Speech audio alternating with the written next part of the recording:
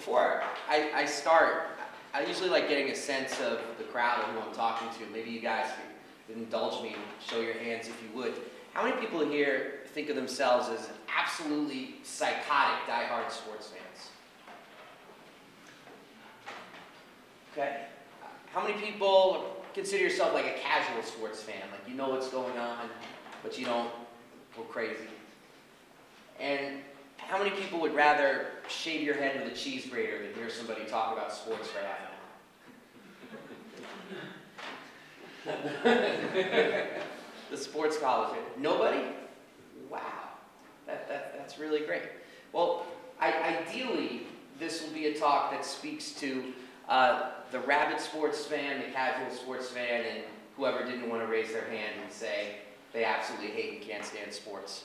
Now, I grew up an absolutely die-hard rabid sports fan. I grew up in New York City in the 1980s.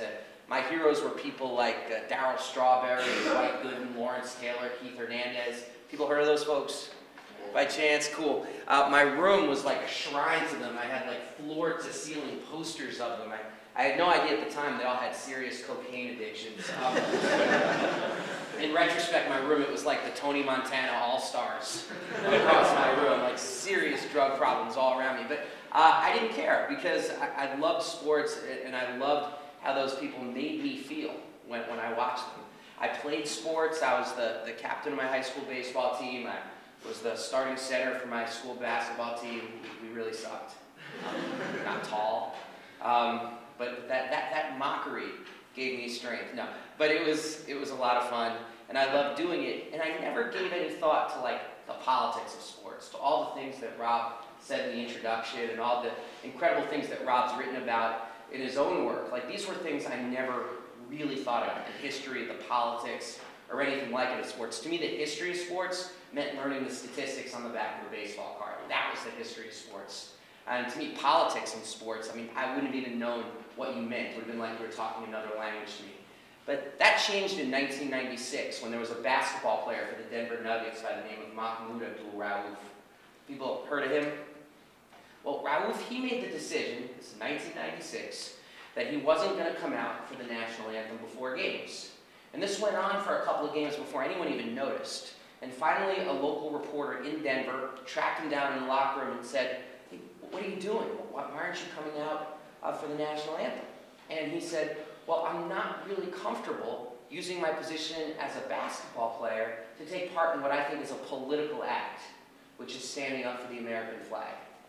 And the reporter said to him, "But don't you realize that that flag is a symbol of freedom and democracy throughout the world?" And Rauf, you could see this on YouTube. He has this look on his face like, should I say something? Yeah, I think I'm going to say something. And Rauf said, well, it might be a symbol of freedom and democracy to some, but it's a symbol of oppression and tyranny to others. Now, when he said that, I mean, it was like the sporting shit hit the fan. I mean, ESPN was like, Rauf spits on the flag, booyah, and back then, 1996, in these pre-internet days, it's not like, you know, you run onto Facebook and do your 2 cents about what happened to Rauf or tweet out about it. It's like, you got to make sure to be in front of a TV at 7 p.m. to watch SportsCenter to find out what people are saying about it. So, and I'll never forget sitting there watching and having one of the commentators say, well, Rauf must see himself like one of those athlete activists, like Muhammad Ali or Billie Jean King or Tommy Smith or John Carlos. And for me, it was like, athlete activist, what the hell is that? Like, I thought I knew about sports. I thought I knew about sports history. This makes no damn sense. So I went to the library to try to find a book, because there was no Googling athlete activist, you know. So I was like trying to find something that explained this history to me, and I couldn't really find it. It didn't exist. You would find it in pieces. You would find it in old articles. You would find it in old sports columns. You would find it definitely in athletes' autobiographies, particularly from the 1960s and 70s. But you couldn't really find a work that talked about the history of political activism in American sports. And so that's really what started me investigating it, trying to learn it, trying to figure it out, trying to write about it. And then the more I learned about the history, the more more it just became glaringly obvious to me, particularly thinking of someone like Mahmoud Abdul-Rauf, that this is really a history that speaks to the present tense, particularly when you consider how incredible the platform of sports is. I mean, it's this hyper-exalted, brought to you by Nike platform. It's got this incredible ability to reach huge numbers of people. And the more I looked at it, the more I said to myself, we need to actually write critical sports, basically. Like, we need critical sports writing in this country. It can't just be cheerleading for what's happening. It can't just be writing about games. We need to write about what's happening. And you see that so clearly on the question of global business and sports, which is one of the things, which is really what I'm going to talk to you about here today. And then people can ask any question that you want. I mean, one of the crazy things about the United States in the 21st century is that this idea of the, and I know people in Pittsburgh, you'll have no idea what I'm talking about when I say this, but the idea of the public spending money for stadiums. You guys are like, what? What is that? No, Pittsburgh, we don't do that. But the public spending money for stadiums has become a substitute for anything resembling a real urban policy in this country. I mean, we're talking, the numbers are in the billions. They're scary when you look at them and you include tax breaks and whatnot. In cities across the United States, hundreds of billions of dollars, when you calculate every last figure, goes into the public funding of stadiums. And it's the story of Pittsburgh. It's also the story of Detroit. It's also the story of Milwaukee. It's also the story of Cleveland. And what do all these places have in common? They're a part of the union industrial belt of this country. And as these jobs have left, what's replaced them? Stadiums. And what's come with the stadiums? Jobs that usually are non-union, seasonal, pay less than $10 an hour. So through sports, you see like an entire reorganization of how we work and a entire reorganization of the kind of expectations that people have of their lives and of the jobs they hope to have as well.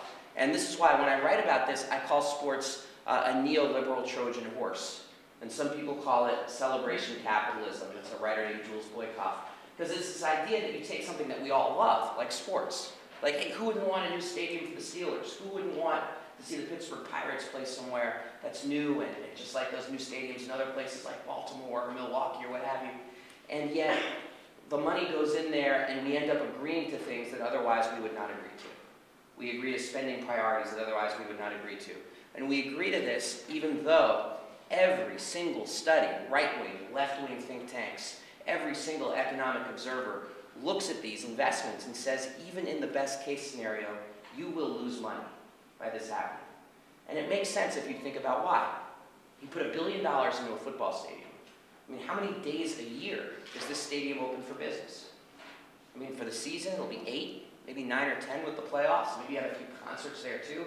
I mean, think about the return on that investment and think about all of the businesses around that stadium and then what is able to take place if people are only going there for particular games. And so that's a real problem that's facing like this country moving forward. And in far too many situations, it's not just the case of we're spending this money and not getting anything back, but the results are things that affect all of us, whether we see ourselves as sports fans or not. Like it was mentioned before, I went to Macalester College in the Twin Cities. The place where the Minnesota Twins played was known as the Hubert H. Humphrey Metrodome for many years. And the Hubert H. Humphrey Metrodome, going to a game there was like going inside a big hefty bag to watch people play baseball. It was not very attractive. Billy Martin, when he was manager of the Twins, he famously walked into the stadium and he said, God, I cannot believe Hubert Humphrey's parents named him after this dump. That's how bad it was. And so there's certainly no objection to saying, well, the Twins could definitely use a new stadium. And there certainly was also a clear way for how they could have paid for it. The owner of the team was a guy named Carl Pohlad, the richest owner in Major League Baseball, worth approximately anywhere between $8 and $12 billion. He first made his money by foreclosing on farms in Minnesota during the Great Depression. And so you see the lovely roots of his fortune. And Carl Pohlad, who could have spent a fraction of his own money to build a new stadium, decided instead to spend literally the last 25 years of his life, from ages 72 to 97, trying to fight to get the public to buy him a new stadium. And he spent all kinds of money to make this happen. They spent money on referendums, commercials for these referendums. When I was in college, this was post Mahmoud Abdul-Rauf, when I started thinking about the politics of sports, like there was a commercial that they produced of a little boy who was an actor in a cancer ward saying, "Mommy, will I ever see Marty Cordova," that was the star for the Twins, "play in a new stadium before I die?" And they would say, like, "The choice is yours, Minnesota. Vote yes on this." So it was like, I mean, subtle as a blowtorch. And they still failed. I mean, there still were these social democratic traditions in Minnesota that people said, like, this is not where we choose to spend the taxpayers' money, and we're certainly not going to give it to mean old Carl Pohlad, who foreclosed on my grandfather's farm back in 1934. And so Carl Pohlad went a different route, went to the state government and started paying people in both political parties. And it's interesting, the names of the political parties in Minnesota. The Democratic Party is actually called the Democratic Farm and Labor Party, but people would argue they don't do much for farmers or laborers. And the Republican Party is called the IR, the Independent Republicans, although you would argue they're not very independent. And so he went up there, he gave everybody a ton of money, and they were able to push through the stadium in the absence of a referendum. And the very week that the stadium was going to break ground, the very week, we're talking like 2 days before the historic first shovel of the stadium, one of the main bridges in Minneapolis collapsed, sending a dozen people to their deaths. And dozens of people were injured. I mean, it was a huge catastrophe. I'd been on that bridge dozens and dozens of times. And the governor at the time, Tim Pawlenty, people might know he ran for president in 2008, did a very bad job at that. And the guy who preceded him, a guy named Arnie Carlson, they bragged about the fact that they would not spend any money on any infrastructure, on any bridges, on anything like that. They said, no, we don't need that kind of, they would call it pork spending. We're not going to do any of that kind of repair or whatnot because we're not going to raise taxes. We're not going to do anything. And yet they did raise taxes to get this stadium built. And so this priority of saying we're going to build a stadium, we're not going to care for bridges, that's what led to what took place, that led people to their deaths.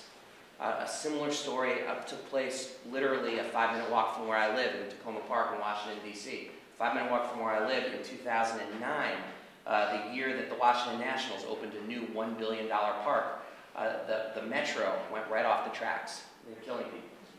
And once again, I mean, these are not happy stories. I'm sorry about that. But once again, it's like this question of priorities. They had $1 billion in public money to build a new stadium, no money for the Metro, for upkeep and whatnot. People die. So these are like real choices that politicians make. And it's gotten more and more acute over the last roughly 5 years when you've seen a huge, obviously, fall off in the U.S. economy, the Great Recession, if you will, starting in 2008. Because what you've seen since then, which makes it even more pernicious, is that it's not like funding for stadiums has stopped. I mean, it's still happening in cities across the country. It's still being used to do things like lure the Sacramento Kings to go over to Seattle. People might have heard about that. Sacramento's trying to counter with their own deal for public funds, even though the state of California is completely cash-strapped. And even though today polls actually show people against it, they still push forward and do it anyway. And that's the part that's the most difficult. My favorite story about that is the New York Yankees spent over $2 billion on a stadium that opened a couple of years ago. And it was Rudolph Giuliani. People might remember, people think his last act as mayor was 9/11, and his, walking down the street and comforting folks. Well, his last act was actually after 9/11 when he pushed through this funding for the new Yankee Stadium. And he was asked by the press, well, it seems like polls show that this isn't very popular. Why don't you have a referendum to see if people want to spend tax money on building a new Yankee Stadium? And he said, well, we can't have a referendum because if we do, then people won't vote for it. Which is about as clear a distillation of political arrogance on this question that you can imagine. So what it creates instead are these, basically what they are monuments to corporate welfare and money that could be spent in so many different ways and in so many better ways, instead being used for what is basically economic failure wrapped and taking advantage of the fact that it's about sports, which is what we love, what so many of us love. Now, what I just talked about in the United States, I mean, you got to multiply this by a factor of 20, 30, 40, or 50 to understand how this operates internationally and throughout the world, particularly in the Olympics and in the World Cup, and when international sporting events go to different areas. Now, sports and politics in international sporting events have always been a part of the landscape. A former professor here at the University of Pittsburgh named Dennis Brutus. Just a show of hands of people familiar with Dennis. I mean, Dennis Brutus, legendary anti-apartheid activist, was, I think, the most brilliant person in history of anyone who's ever used sports to leverage political causes by organizing an international boycott of South Africa because of their use of racialized sports teams for international competition. Sports Illustrated in 1976 called Dennis Brutus the dark genius of dissent. And I always thought that made him sound somewhat nefarious and scary when he was anything but still, he wore that like an absolute badge of honor. But if in Dennis Brutus's day, the political battles were around South Africa and apartheid, over the last 10, 12 years, it's been about this issue, about the idea of public funding for private profit, basically, is what it is.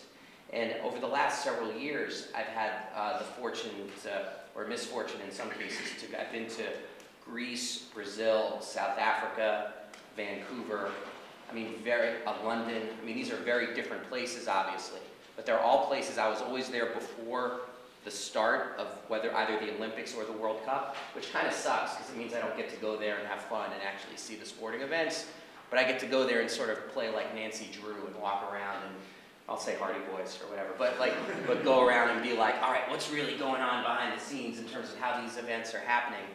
And it's really stunning up close as far as what goes in to put these events on. I mean, anytime the World Cup or the Olympics are going somewhere, they need three basic things if they're going to pull it off. They need a massive operation of police surveillance and repression of any sort of popular movement that could take place. They need an incredible amount of public spending, no matter what the financial situation is in the country, and they need to displace sometimes hundreds, sometimes thousands, sometimes tens of thousands of people to be able to make these things go off without a hitch. And what's so interesting is that this took place in this country, in Los Angeles in 1984. This took place in this country in Atlanta in 1996, where the joke was that the only Olympic structure built on time and under budget was the new prison that they built in Atlanta to arrest people, and where there was actually a huge lawsuit against the Atlanta police because the police were overstretched and overworked in the lead up to the Olympics. So what they did was they sat down with arrest reports and filled out in advance hundreds of reports that said young black male under 30, and filled them out in advance and then went out and issued them to be able to load up the jails. And this is true, and they got in a whole heap of trouble for this. And it's also the sort of thing that seems less and less viable in the United States in the 21st century, and also less and less viable in Europe. I mean, think about what you have to pull off. Let me go over it again. You have to, and imagine this happening in a place like Pittsburgh, which I heard might be up for the 2024 Olympics. It's not going to happen in Pittsburgh. I don't think it's going to happen in the United States for some time. Because think about it. Once again, you have to displace hundreds, if not thousands of people. You have to spend millions, if not billions of dollars in public money. And you have to repress the shit out of people with the police. And that's why the future of the Olympic Games and the World Cup and these mega events, you'll see them in what are called the BRIC countries. And BRIC stands for Brazil, Russia, India, China. Think about it. Brazil is going to have the Olympics and the World Cup. World Cup in 2014, Olympics in 2016. Russia, a place called Sochi, people should read about. That's where the next Winter Games are. They basically built from scratch, under the close eye of Vladimir Putin, an entire Olympic facility in operation which otherwise didn't exist. India, which held the Commonwealth Games, in China, which had the Games in 2008. And I gotta just, if I could, just walk through it and tell you guys a couple of things about this. 2004, Greece. I was there in Greece looking at what was happening. People were already very nervous in 2004. These were decent economic times in 2004. But there was already a lot of nervousness because they said the games would cost $1.5 billion in public money, ended up costing about $12 or $13 billion. Now, I'm not very good at math, that's why I do history and sports, but that's got to be at least, what, 1,000% hike or something like that? If anybody here, I know, it's like that old Chevy Chase joke, I was told there wouldn't be math, but it's like a huge over-expenditure in what they were going to spend. And what's stunning is like people, other problems in Greece as well, just very quickly let you know this, they had to rewrite the Constitution in Greece because it's written in the Constitution that they don't allow foreign armies onto their soil. And yet they put on the ground tens of thousands of US, British, and Israeli troops as a way, because it's the first post 9/11 Summer Olympics. And they also, they had dozens of people die in the building of the Olympic Games that year, largely Albanian immigrants who they brought in to work on the facilities. So today, people might have read in the news that Greece is undergoing a massive austerity crisis, an economic crisis. And it's never I find this so fascinating that the Olympics and their role in this crisis is never discussed when you read the financial issues of this. And yet for people in Greece, it's something that's very obvious. In fact, in Greece, there are now huge squatter communities inside the old Olympic facilities. People have been kicked out of their homes. They've built tent cities inside the old Olympic facilities because it's a place where they can actually, live. China, as well, China has the title for this. They displaced 2.5 million people out of Beijing for the Olympics there. And they created, it was unbelievable. Like they created this situation where if you had any complaints about being displaced, you could go into the police department and issue a complaint, but reports got out of people entering the police department and then not being allowed to leave, or never being seen again. And these were reported by Amnesty International and whatnot. You might have noticed I didn't mention China when I talked about places I've been. That's because my visa was rejected when I was going out there. I wasn't alone. Joey Cheek, who's an Olympic gold medalist, his visa was rejected going out there as well because he wanted to go out there and talk about the rights for people in Tibet. And not only did he not go, but the IOC didn't have his back afterwards as well and said he has no place here if he's coming here to protest or complain, which gives you a very strong idea of the IOC and where they're coming from. But my favorite China story, though, is that, there are few things more ubiquitous than in commercial America than Coca-Cola and the red can, right? It's like the red can of Coca-Cola. Well, Pepsi was an official Olympic sponsor that year. And so they needed to figure out a way they wanted to connect with China. And what's the number one color in China? It's of course red because of communism and the Communist Party. So they introduced the red can for Pepsi. And this is just for China, mind you. And the slogan for it was, "Be a true red with Pepsi." And which is, to me, just, you get these lovely little ironies with hyper-commercialism in the Olympics, which is all very fun. Although that probably wasn't as bad as Michael Phelps, the remarkable Olympian, walking a group of young Chinese children to have their first McDonald's meal, as if this is what he's been training on all these years, is McDonald's. That's a whole other ballpark, but China was seen as an incredible ground for people to be able to go into. But of course, China as well, before the global economic crisis that occurred several months later. And here's where it gets really interesting. Like 2010, I was in Vancouver. Slight problem, though, in Vancouver for the Winter Games. They didn't have snow, which you kind of need if you're going to have a Winter Olympics. It really helps to have snow. So what they did was they spent millions of dollars flying in snow from up north and dumping it on top of these hills so they could do the skiing competition. And at the same time, the articles had no connection, but I have it at home, like the front page of the paper, and they were cutting, because of the economic crisis, physical education from all the public schools in British Columbia. So at the same time, they're cutting exercise from kids while flying snow onto the mountains. And it's the sort of thing where you feel like your head is going to explode. But that was small potatoes compared to going to London this time around. And once again, I say going to London as if I was at the Olympics. I wasn't at the Olympics. That would have been fun. But going there beforehand to see what was happening. Because in London is already, it's the most surveilled city on the planet. It's got more cameras than any other city in the world.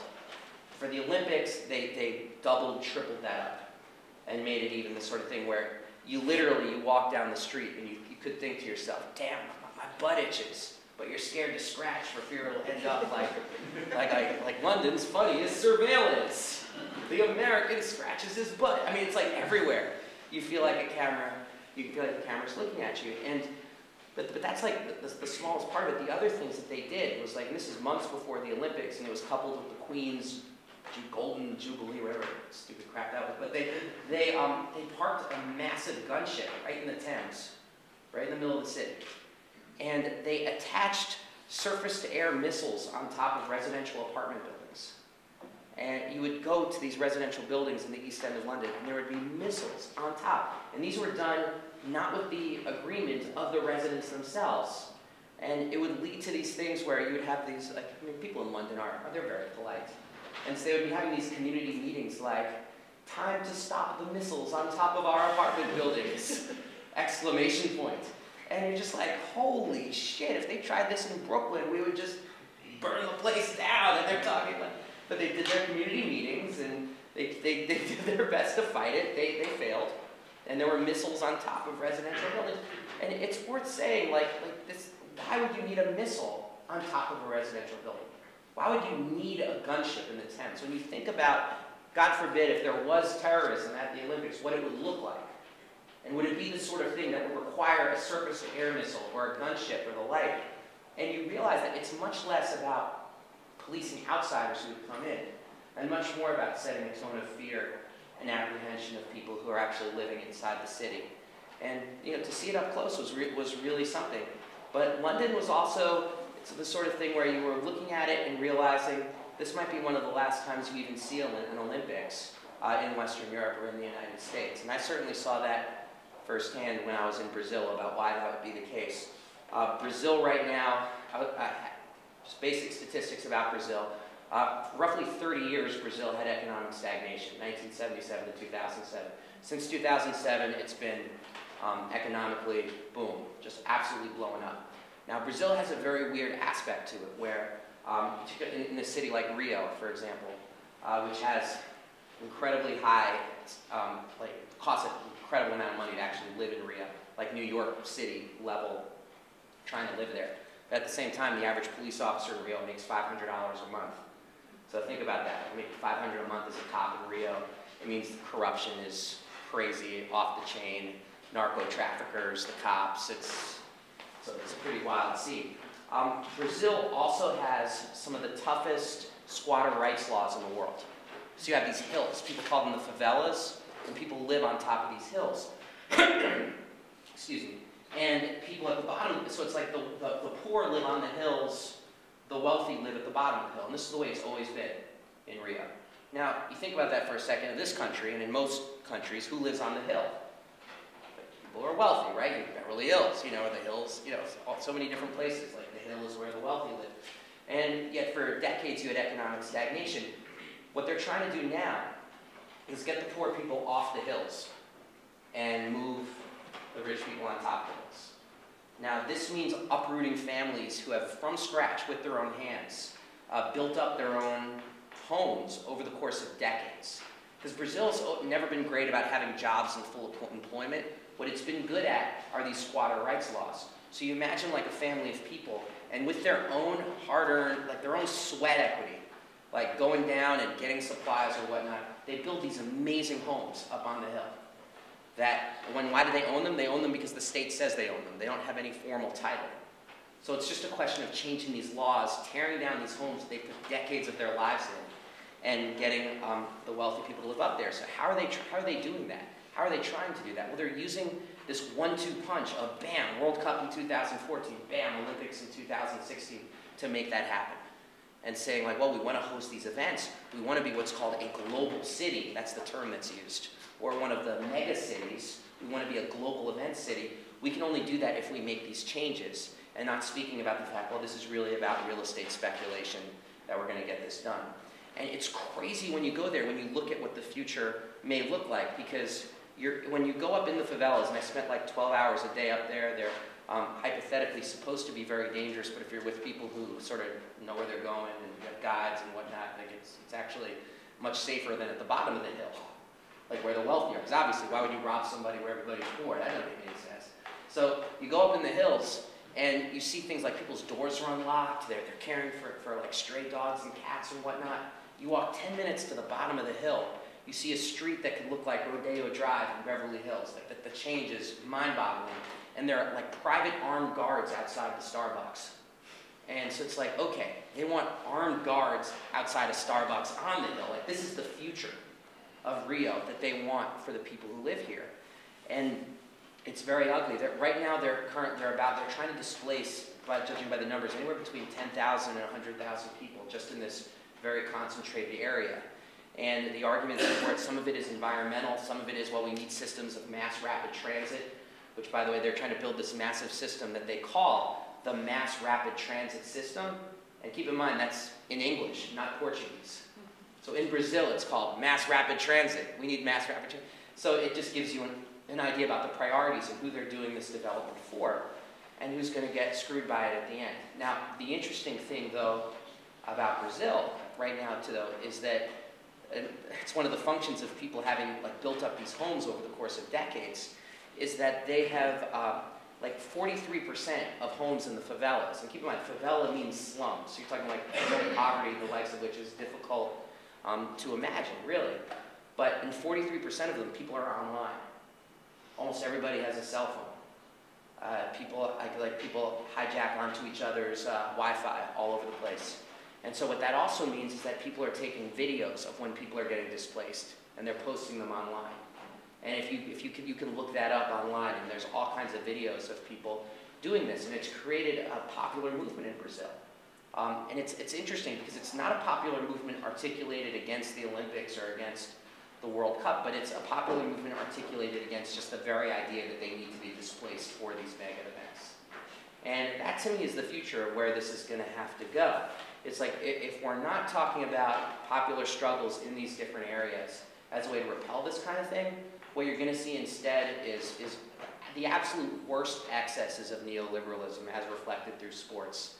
And the symbol of that in Brazil, and I'll end with this and we could do questions, but the symbol of that so sharply and so depressingly is what's known as Maracanã Stadium. Has anybody ever heard those words before? Maracanã Stadium. Maracanã Stadium is like Yankee Stadium cubed in terms of global sports. It's probably the most famous stadium on earth, and it's in Rio de Janeiro. And it's so many famous events that happen there. And the amazing thing about Maracanã, historically, is that it seats roughly 200 to 250,000 people. And the whole upper layer of it is open seating. And so so I said it's seats, there aren't really seats on the top level. And people would go in there and they, Pele's last goal. I mean, Frank Sinatra once did a concert there in front of 250,000 people. I mean, just amazing pictures and scenes throughout history. And it was really seen as this place of where Brazil came together as one country, was in Maracanã. Well, Maracanã is getting rebuilt dramatically for the World Cup and the Olympics, going from over 200,000 capacity to 80,000. How does it go from 200 to 80,000? Well, they're taking the whole top area of it, where they had the open seating, and turning it into a ring of luxury boxes. So what seated tens of thousands of people just on the top will now seat roughly 3 or 4 dozen people on the very top, leaving everybody else on the outside. And so when you do things like that, when you throw it in people's face to such a degree, I mean, there really is only so much that people will take before they say enough is enough. And I think that part of how we articulate a movement against this needs to be about articulating a movement to not reject sports, or reject the Olympics, or reject the World Cup, but to actually reclaim it, to say that there is something good here, but it's something that's been hijacked for means that are absolutely antithetical to the issues that we care about. So I'll stop there. Thank you very much for your involvement.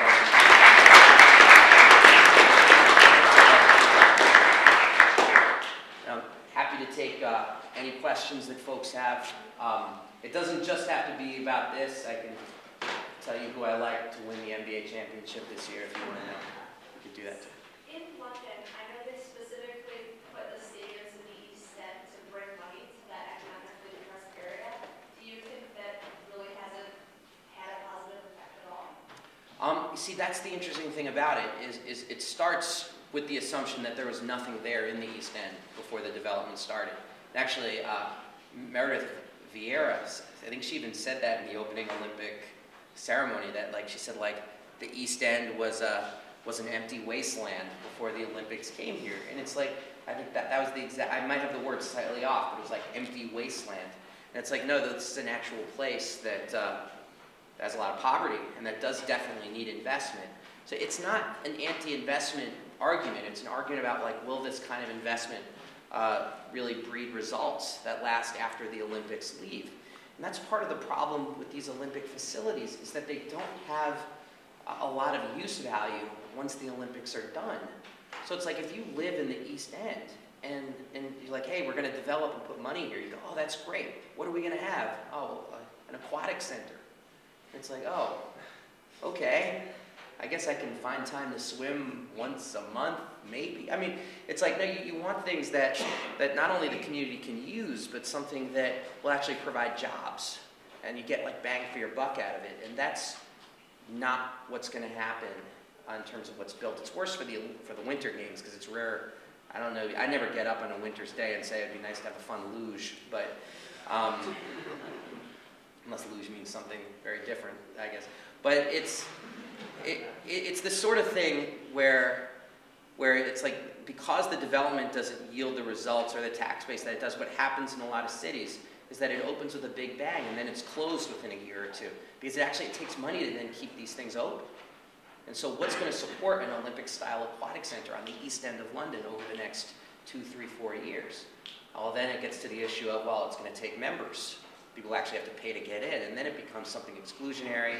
It can lead to something I know you guys are familiar with in Pittsburgh, the concept of gentrification, which is very real in London right now. People getting pushed out, not being able to afford to live there. So it's the idea of like, can there be development without displacement is the question.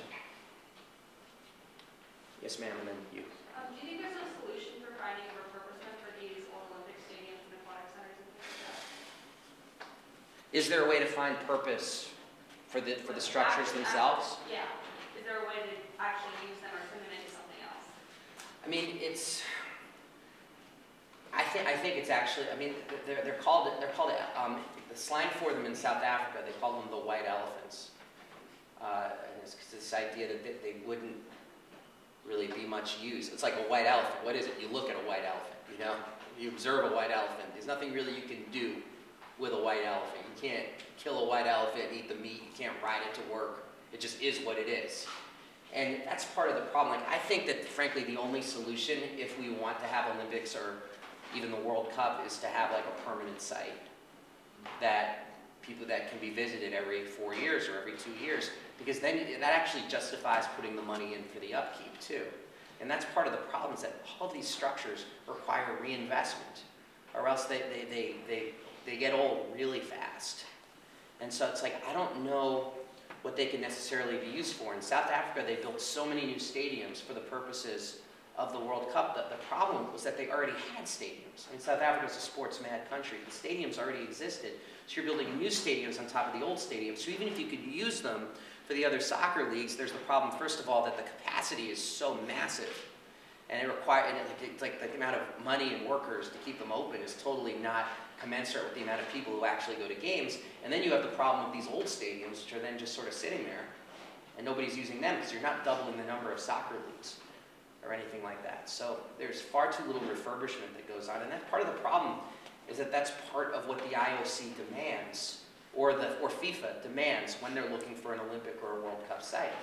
Like, are you going to build what's new for us to be able to do this?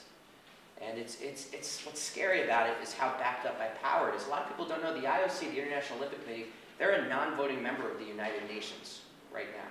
It's a relatively new development. It's like they've become like this stateless actor on the global scene that wields a tremendous amount of power. They do meetings with the IMF and the World Bank to talk about how you bring in tourism and hard currency into a given area. So it's something that's sort of like mutated into something that's much bigger than just sports. And it would be great to see Olympic coverage someday on NBC or somewhere that didn't just cheerlead for this, but actually spoke about some of the issues when the Olympics come to a different stage. Yes, sir. Mine was kind of similar, but just in the idea of like when you have a local stadium that's only being used, half of the months out of a year, or only for 8 days in the case of a football stadium. What's a way to sort of make sure that, I mean, is there a way to have stadiums that have to be more sustainable long term? Yeah, no, I think the number one way to have them be, there are two ways that I think would be really important reforms that would help in a huge way. I mean, the first would be if a lot of these owners just paid for their own stadiums.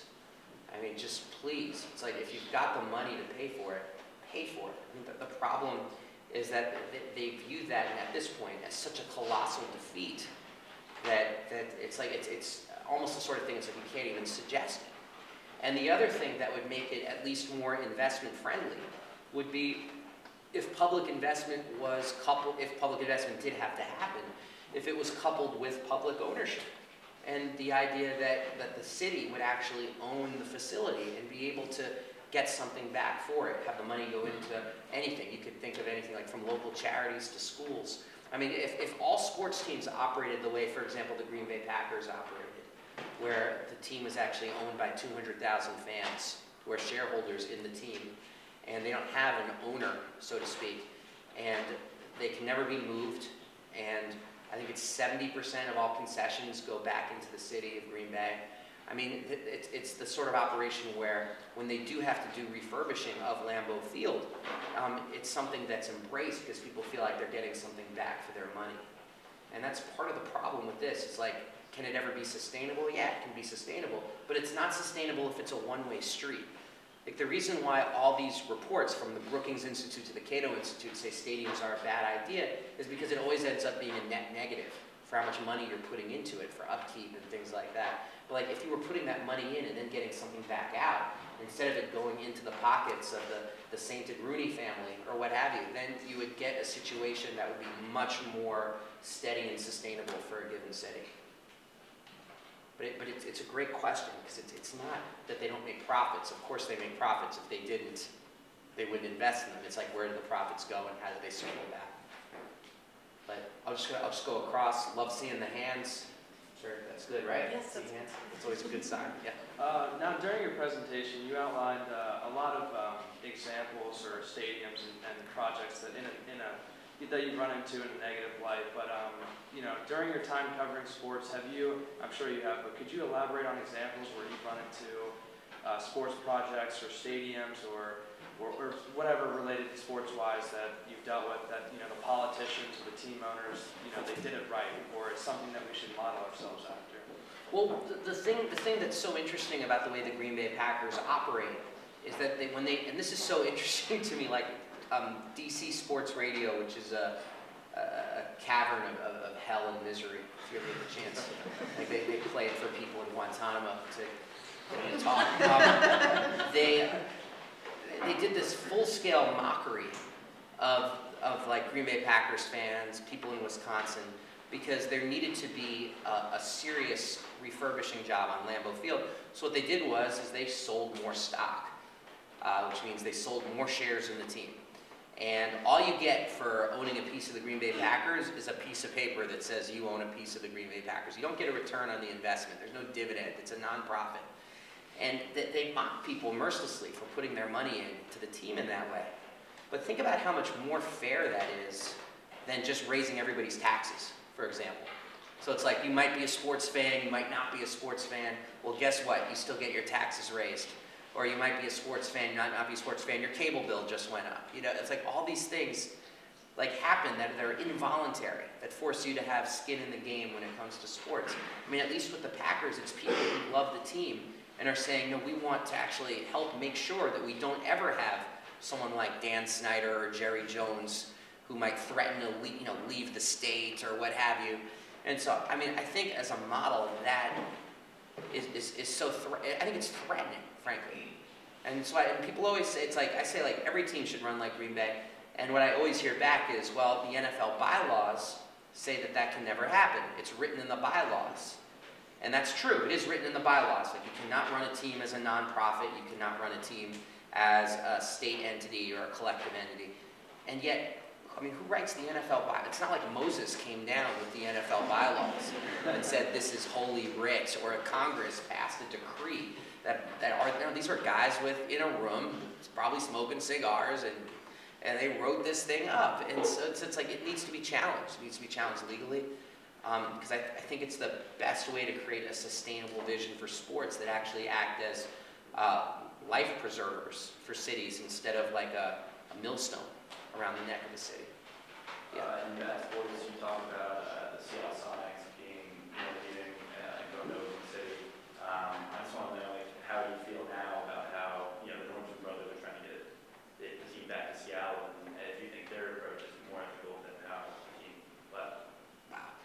just cite a book I wrote back to me? I need a moment. I'm sorry. Okay. All right, I'm good. I think it's really, I've given this a lot of thought because for a lot of reasons. One is that have you ever been to Seattle? I mean, Seattle kicks ass. I mean, Seattle's a great town. It sucked that the Sonics were taken away, especially by an owner like Clay Bennett, who is just the worst person. When Clay Bennett bought the Sonics, the first thing he did was sit down all the current executives of the team and give them plates of food, and they were eating it and saying, well, this tastes a little weird, what is it? And he looked at it and he said, those are bull's balls, and he laughed and walked out of the room. So, I mean, we're talking like nuts. And like, the message was really clear. It's like, Seattle can eat my balls. And so I'm not a fan of him. It's hard because I love Kevin Durant, but I'm really not a fan of the Thunder in terms of who they are and why they even exist. And you want to see Seattle with a basketball team. But it's like, it's the same horrible, vicious cycle, because what's happening in Sacramento right now is really ugly, because you have the mayor, who's Kevin Johnson, who's a former NBA All-Star, and I was on Sacramento radio, and some people called in. I didn't know what people would be like, and people called in, and several people asked variations of, does Kevin Johnson work for the people of Sacramento or for the NBA? Who does he work for right now? And they're asking it because Kevin Johnson, in his effort to keep the team, is taking this small city, which has no money at all, in a state that's in economic disaster land, and trying to figure out a way to make the most sweetheart deal possible to keep the team. And it's looking instead very much like it's going to go to Seattle. But to me, it bothers me so much, and this bothered me with Seattle too, that other alternatives aren't looked at, like saying, given the amount of money we've put into this team, we actually feel like we have a legal claim to it. And making David Stern piss himself by just being like, you know, we're going to claim eminent domain on this team. And if you think about it, they claim eminent domain on all kinds of things. In DC, they claimed eminent domain on a whole residential area to build the new Nationals Park, and threw people out of their homes. Why can't we declare eminent domain on an actual sports franchise and challenge these leagues legally in court? Given the amount of public money that goes into it, it would be a tough legal argument. But it's not, and also it's not an unprecedented legal argument. People might be familiar, and I'm reaching back here because this is before most of you were born, and it's a very sports-centric question, but maybe you saw the 30 for 30 ESPN about it. But you know about the Baltimore Colts moving to Indianapolis. It's the Mayflower trucks, and the famous story is that the owner of the team, Bob Irsay, moved the team in the dead of night. It's like, and that's true. But you know why he moved them in the dead of night was because the House of Delegates in Maryland actually voted that they were going to seize the team. They were going to seize it from Irsay because they were like, the Colts are Baltimore. And they're right about that. The Colts are Baltimore, and so they're going to stay here even if we have to use state power to seize it. And that's why he left in the middle of the night.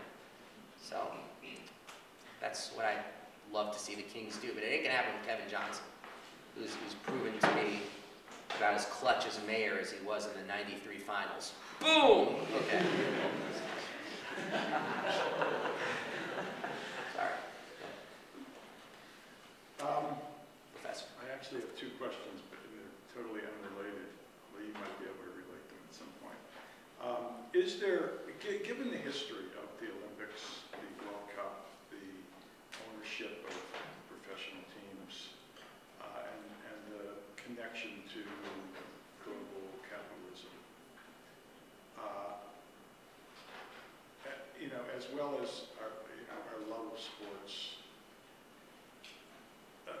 a sense that reform is just not enough, and that at some point in time, despite our love for sports, progressives need to say we need to stop having the Olympic Games or the World Cup or the NFL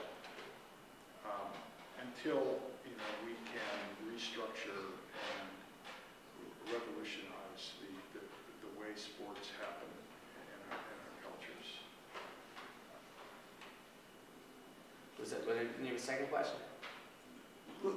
Let's go with that. The second question deals with Super Bowl commercials.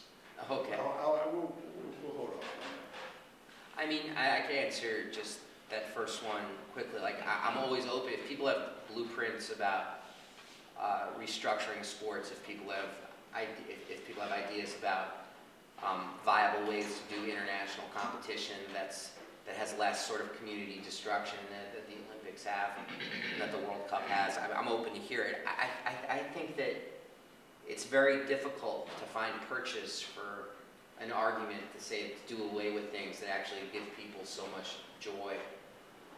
And so is there a way to do it that allows us to capture the joy and claim the joy while then challenging what we don't like about it? I mean, I think that's the art of it, and I think that's the challenge of it. I mean, the World Cup, we've seen the ways in which it's brought people together in ways that are really profound. I mean, I was talking with one of the professors at La Roche College, about which people know La Roche. It's when the Champions League happens, and how it's a very diverse school with a lot of people from a lot of countries, and everybody comes together to watch the Champions League together, and this sense of community that comes together when people watch it. I don't think that's something we can discard so easily, and figuring out ways to work with it and refine it and make it better, and posing restructuring challenges to what we don't like about it while not throwing out the baby with the bathwater, to me, is the challenge. Super Bowl commercials. Well, I sat and watched the Super Bowl with my brother and friends, and we came along to the Budweiser Clydesdale commercial, which everybody in the country says was the best commercial in the Super Bowl, and the Dodge Ram truck farm commercial, and there were a couple others, but those in particular, particularly the Bud commercial. It seems to me that there's a history on the Super Bowl commercials of creating a kind of nationalistic nostalgia for what America is about, that creates certain kinds of attitudes in fans, in sports fans. That of course ultimately is to sell the beer, but it does more than that. And I'm just wondering your take on that, and if you're reading that in these commercials as well. Oh yeah, I mean, they had a whole thing in tribute to farmers, and all the farmers were white. There are no, it's like there's never been a non-white farmer in this country. No, that's absolutely. I mean, I think the commercials for the Super Bowl are also particularly, of course, ginned up to such a degree because it's, I mean, especially in this age of TiVo and whatnot, it's one of the few times anybody watches commercials during the Super Bowl, and it's for Madison Avenue. That is their Super Bowl, right? And it cost, like, what is it, $3.5 million for 30 seconds of real estate at that particular time. So I think they're gonna, try to touch every kind of emotional button that's in people for the purposes of them being able to talk about it the next day. But no, I absolutely have had that read. I was actually largely disappointed with the commercials this year. I don't know what people thought, but it seems like if this is your one day to be really creative, you could do better than having a model kiss some poor guy with a splotchy face and glasses. You could do a little better than that. And really sad, like that guy who kissed the model, it turns out he's kind of a dick, and he's like, yeah, I'm getting so many ladies now that I was on the Super Bowl commercial. He's tweeting kind of shit. It's just like, dude, don't be that guy. Yeah. Do athletes have a role in reforming sports, and how much power do they actually wield when it comes to these establishments? And how do you square? I know you said that you think that this generation of athletes in particular has more of a political voice than their forebears, but how do you square that with, characters like Oscar Pistorius and this kind of arrogance that we assume goes along with being an athlete? And I mean, they're directly benefiting from all this infrastructure.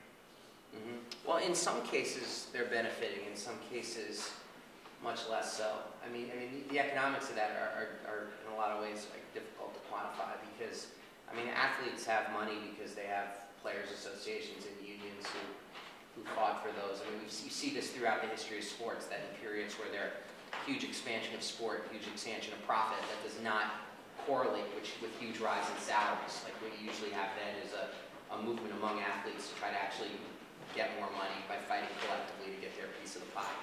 But I think that there's a huge role for athletes in this, partly because of the platform that they have.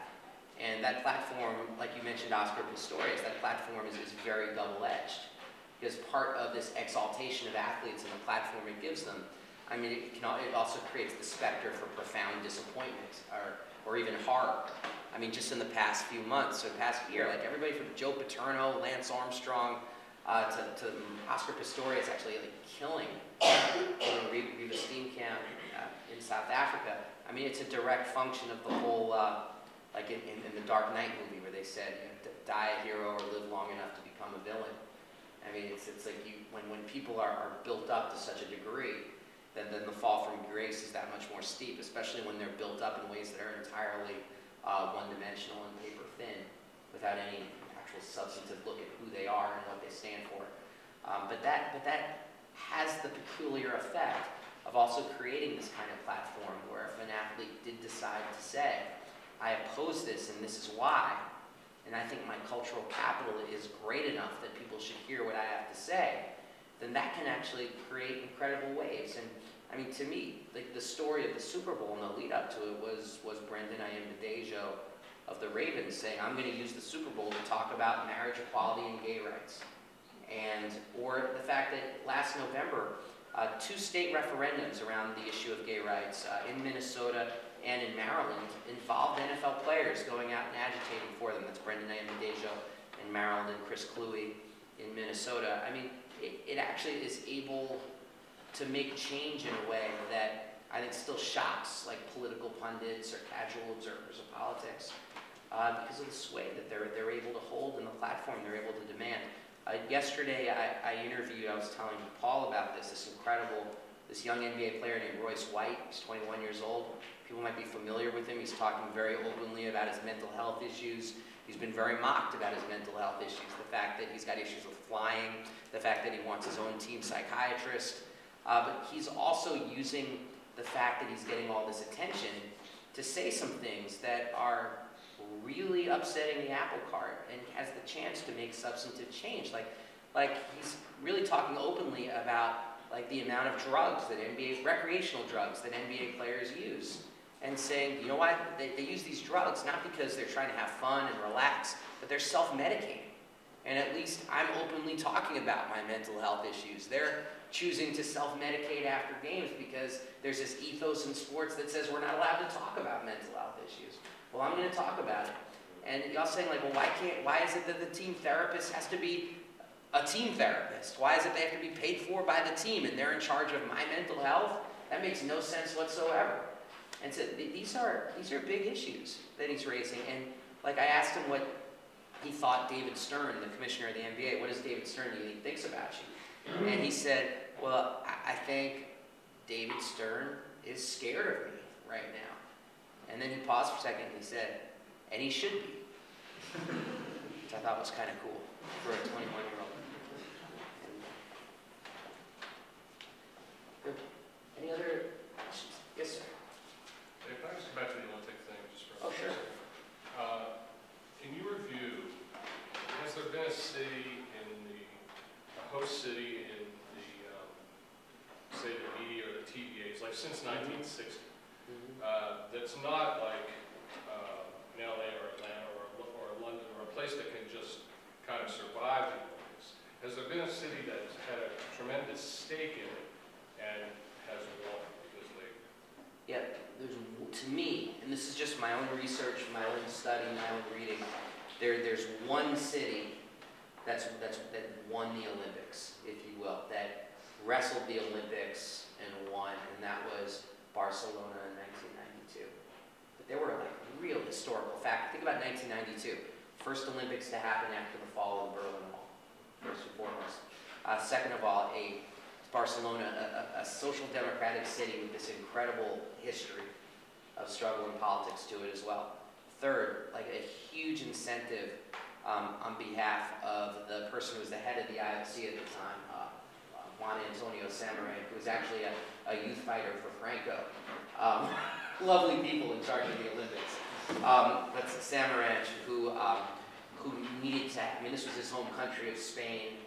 He was nearing the end of his line as well, and the idea of being able to pull it off in Barcelona of all places, was very important, and some sort of rectification with the social democratic history there. So there were so many factors going into Barcelona that gave it this kind of upper hand to be able to create a kind of culture that allowed, first of all, for multi-use facilities, for transportation, that it wasn't the Brazil style, let's call it rapid mass transit in English, and only go from the airport to the facilities, but transit that people could actually use.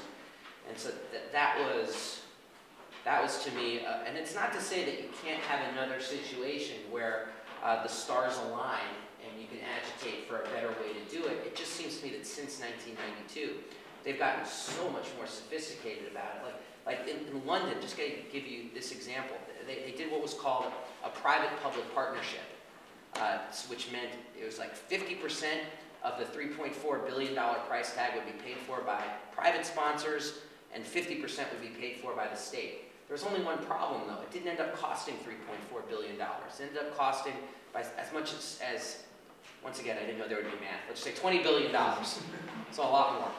And yet the structure of the partnership meant that all the cost overruns were paid for by the state and not by the sponsorship. So it's like the deficits in the UK are going to be through the roof for a generation because of the Olympics, because the people who run the games, and it is the sponsors who run the games, like John Carlos, the '68 Olympian, I did a book with him. We spoke in London together before the games, which was nuts. And he said, why do you think they only have the Olympics every 4 years? Because it takes them 4 years to count all the money. And this is a great example